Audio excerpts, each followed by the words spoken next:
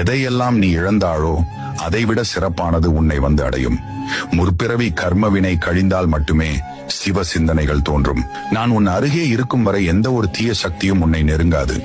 யார் உன்னை கைவிட்டாலும் கவலைப்படாதே. உனக்காக இந்த அப்பனின் கை என்றும் உன்னை பிடித்திருக்கும். உன்னால் முடியும் என்று நீ ஒவ்வொரு நாளும் நம்ப வேண்டும்.